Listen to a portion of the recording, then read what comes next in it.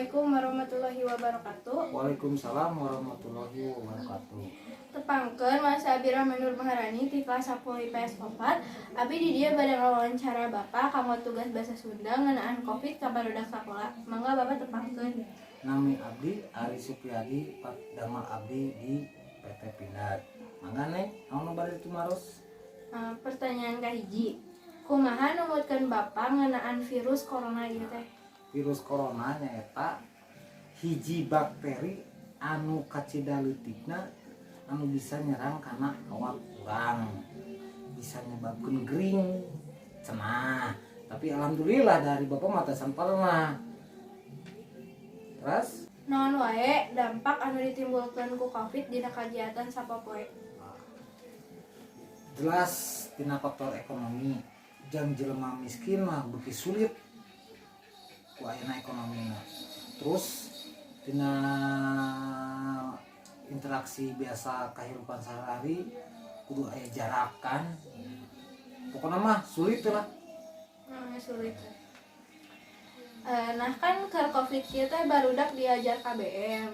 Naon anu bapantorang perkawis kana KBM teh? Upami telepat mah KBM teh kegiatan belajar mengajarnya.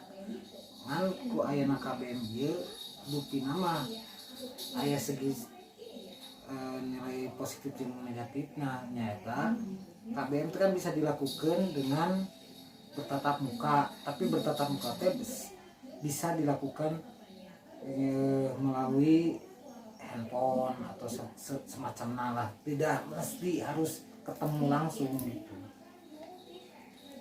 Terus Kumaha pendapat Bapak karena KBM daring ieu teh? KBM daring teh aya segi positif jeung aya segi negatifnya. Kahijina daring positifna nya kan ayana social distancing teh nya ngajaga jarak teh asalkan ngaran teu loba teuing anu kena ku virus eta. Negatifna budak mungkin terutama orang tuana sih anu kadang-kadang mungkin karena jenuh terlalu lama belajar itu langsung bertatap muka jeung guruna kan, jadi kumaha sigana mah jenuh lah gitu lah. Aya ge jenuh. Numutkeun ti Bapak belajar di imah ieu teh efektif atau henteu sih? Salarasna lamun disebutkeun efektif da untuk oke asa kurang asa anu leungit lah gitunya. Biasana bener-bener kadang-kadang kan ayeuna lamun disebutkeun teu efektifna